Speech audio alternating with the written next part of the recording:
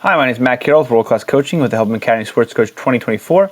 I want to talk to you about a session that I've designed today to work on pressing angles.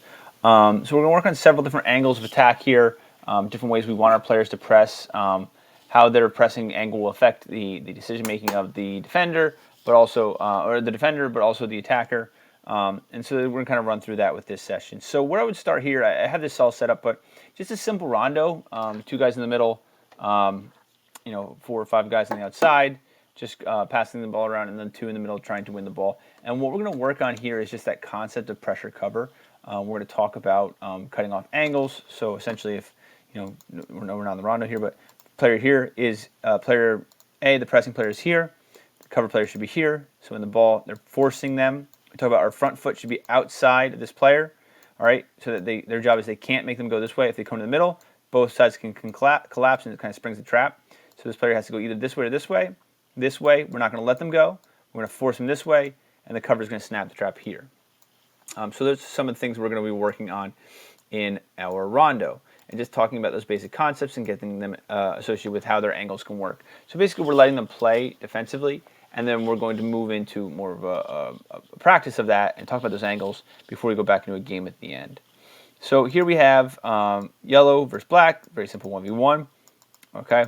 And we're going to have this player here run around. As soon as the yellow passes the black here, they run around, and as soon as they can get into the grid, all right, they can go 2v1 to yellow side.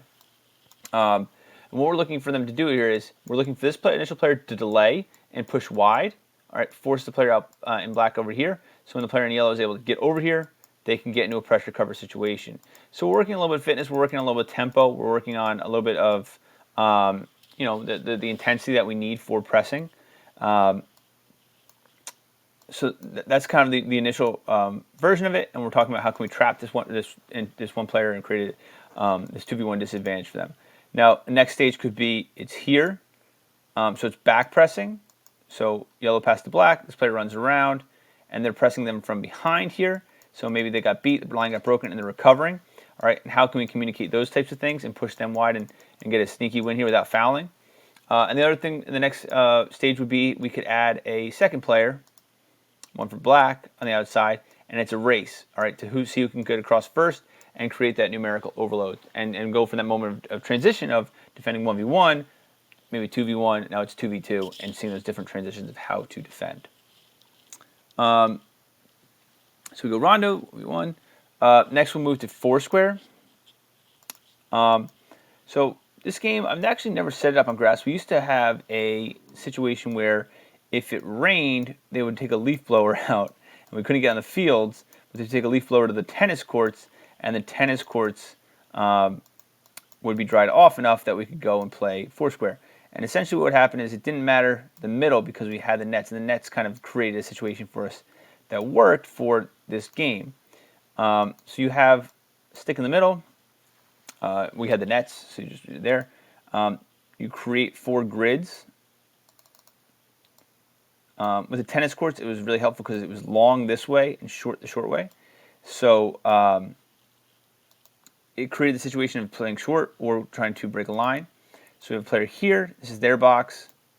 This is this player's box. This is this player's box. Oops, that's not his. And here. And then we had a player in black.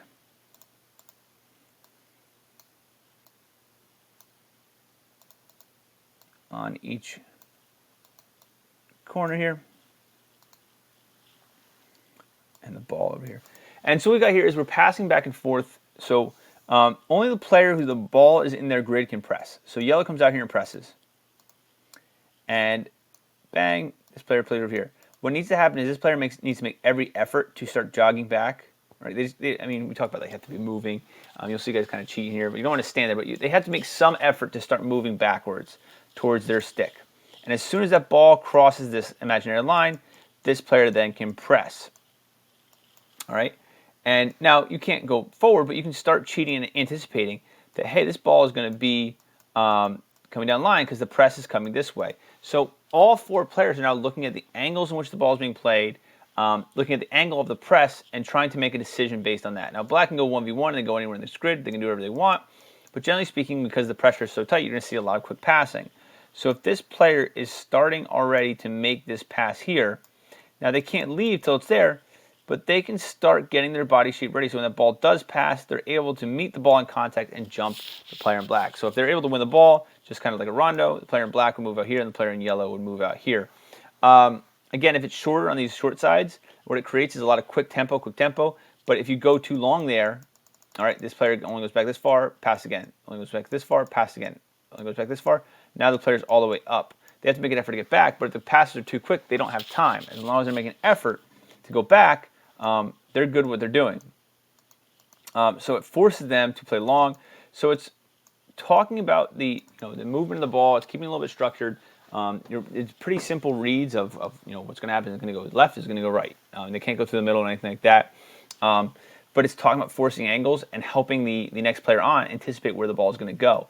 If you're surprised or you're in a bad body shape because the ball comes your way and you weren't ready, you're never going to get there in time, and you're going to be sprinting up and down, up and down, up and down, putting all this effort in for not much reward. If you're able to anticipate the pass and put in a good sprint, you can put the player under, and that might not win the ball, but it might force them into a bad pass, or it might even just win the ball. Just talking about different angles of attack here, different feints, coming in hard and slowing down, and then reading the decision, all the kind of things that defenders do. Talking about getting touch tight, talking about where our front foot is going to be, all definitely coachable points within this drill. And again, I think it's fun, it's interesting. Kids can get creative with it. Like I have kids like walk back slowly, or like they're jogging backwards, or they quick sprint back so they can go right back. All different strategies, but essentially what you're doing is just you're worried about the angle of their attack and the way they're forcing the ball one way or the other.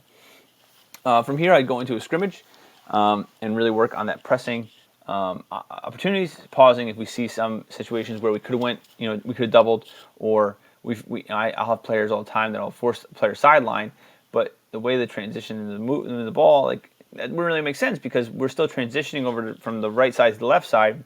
The player pushes them to the left side touch line, but there's no cover there because we were sliding over and transitioning. So it's about reading the right situation, not just these maxims of force them wide or don't let them have this, a strong foot, whatever. But you want to force into your cover as well. You want to have those numerical advantages, and that's definitely something throughout the session that you're going to be talking about. So I'd love to hear in the comment section some of the ideas that you guys have about how you teach defending, specifically pressing, footwork, things like that, some of the key points and some of the key phrases that you guys use when discussing this. So once again, my name is Matt Carroll, World Class Coaching, and with the Help Academy Sports Coach 2024. I hope this session finds you well.